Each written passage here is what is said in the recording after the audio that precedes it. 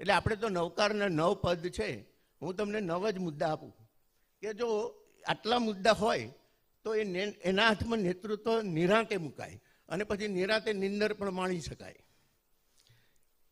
પહેલું, કોઈ ચમરબંધીને પણ સાચું કહેવાની સાહસિકતા એનામાં હોવી જોઈએ.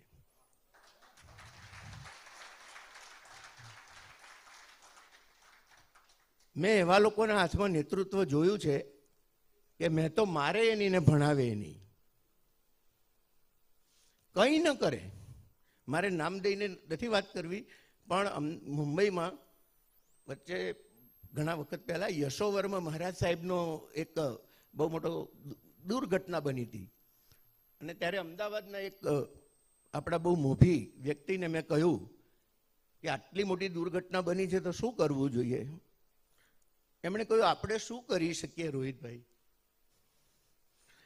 મેં કહ્યું કે રાજીનામું તો આપી શકીએ ને. તમે જો કંઈ લડી ના શકો તો રાજીનામું આપો. જે કામ કરે એને ઉપર આવવા દો.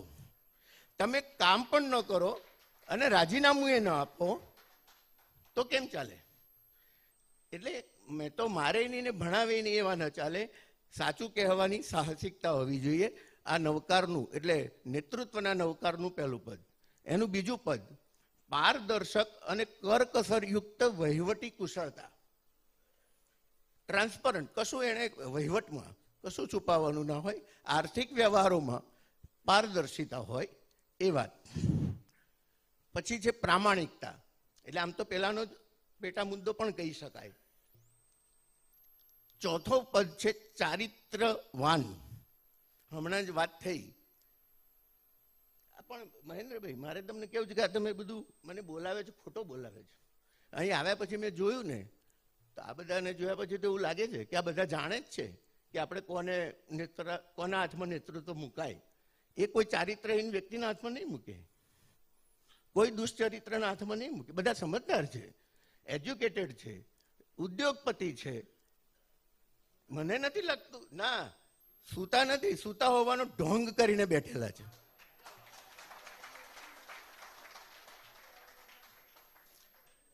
અમારા ગામડામાં એક જણના સાસુ મરી ગયા હતા, તો વહુ શું રડે. બધા સગાવાલા એને મનાવે, બેટા થવાનું હતું એ થઈ ગયું, બધાને મરવાનું છે. જેટલું વધારે મનાવે એટલી પેલી વધારે રડે. હકીકતમાં એને પ્રેમ નહોતો, પણ દુનિયાને પ્રેમ બતાવો હતો. એટલે જે ઢોંગ, મેં હમણાં જ મહેન્દ્રભાઈ સાથે હમણાં નીચે જ વાત થઈ કે સૂતેલાને જગાડવો સહેલો છે. તમે ઘોર નિંદ્રામાં હો અને માત્ર કોઈક સહેજ આવીને હલબલાવે ને, શું થયું? ઝબકીને જાગી જશો. શું થયું? પણ તમે ઊંઘતા છો એવું બતાવવા માટે આંખો બંધ કરીને સૂતેલા છો, અને એ વખતે જ્યારે કોઈ જગાડે ત્યારે તમે વધારે ઊંઘવાનો, ગાઢ ઊંઘમાં છો એવો બતાવવાનો ડોળ કરશો. એટલે મને એમ લાગે છે કે એવાય નથી. બધા કચ્છીઓ બહુ ઉદાર. મારે હંમેશા કચ્છીઓ સાથે જ લેણું છે. શરૂઆતમાં હું અહીં આવતો હતો ત્યારે ધીરજભાઈ રામભિયા કચ્છી જ છે, અને તરુણ મિત્ર મંડળમાં સૌથી પહેલું મુંબઈમાં લેક્ચર એમણે ગોઠવેલું. હું અત્યારે જ્યાં ચીફ એડિટર છું, ગુર્જર ગ્રંથરત્ન કાર્યાલય, એના માલિક પણ મનુભાઈ ગોવિંદભાઈ શાહ, એ પણ કચ્છી જૈન છે. એટલે ગુજરાતી પ્રકાશકોમાં કચ્છીઓનું બહુ મોટું પ્રદાન છે. હવે જે પ્રકાશકો હોય, બીજાને પ્રકાશ પાથરતા હોય, એમને આ કહેવું પડે, મને તો જ્યારે નવાઈ લાગે છે. તો ચારિત્રવાન એ એનું ચોથું પદ. પછી તટસ્થતા. આ બહુ મહત્વનું છે. આ હમણાં જ પેનલની વાત થઈ. એ પછી ગોઠવેલું જ હોય બધું. તું પ્રમુખ બની જા, હું મંત્રી બની જાઉં, તું ખજાનચી બની જા. અંદર ડિસ્ટ્રીબ્યુશન હોય. એટલે યોગ્ય વ્યક્તિના પાસે યોગ્ય પદ જાય એવું નહીં. મારી વ્યક્તિ પાસે મહત્વનું પદ જવું જોઈએ. આ જ્યાં આવે ત્યાં તટસ્થતા ન કહેવાય. એટલે તટસ્થતા ન હોય ત્યાં સમાજનું હંમેશા અહિત થાય.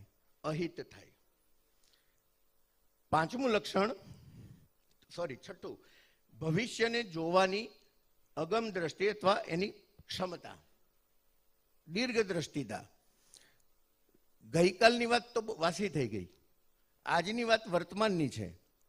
પણ આપણે જે નેતૃત્વ કરવાનું છે એ આવતીકાલને ઉજળી કરવા માટે કરવાનું છે. એટલે આવતીકાલના સંદર્ભમાં વિચારી શકે એ ક્ષમતા જોઈએ. પછીનું પદ છે સમયનો ભોગ આપવાની સુવિધા એની પાસે હોવી જોઈએ. મેં એવાય ઘણા જોયા છે કે પદ લઈને બેસી ગયા હોય પણ સમય ના આપે.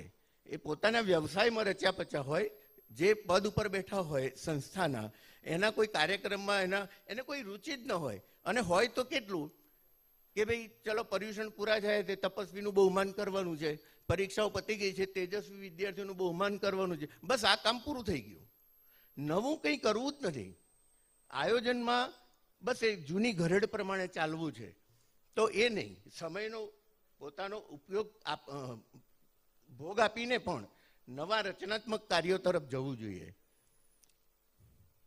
8મું પદ, નેતૃત્વ કરનાર કાચા કાનનો ન હોવો જોઈએ. કોઈ ભરમાવે ને ભળી જાય એવો ન હોવો જોઈએ.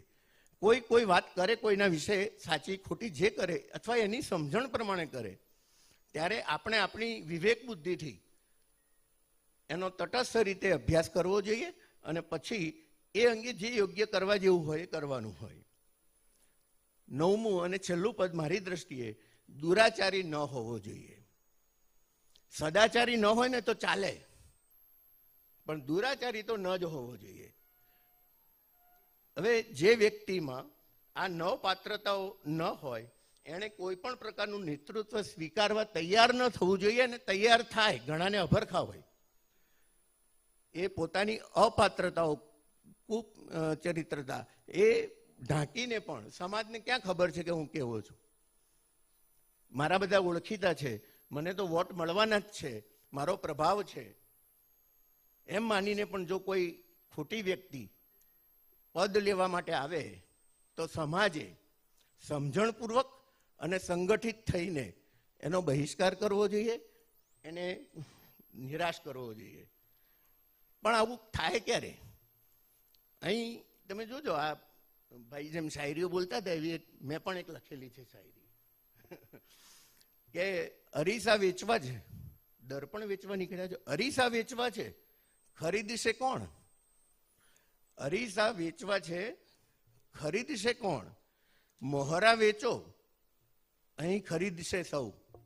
મોહરા નકાબ પહેરીને બધાને ફરવું છે. ચહેરો, અસલ ચહેરો આમ શું છે કે બધા મને ઓળખે, મને ગમે, મને માન પણ મળે, બધા ઓળખે, પણ બધા મને ઓળખી જાય એ ન ગમે.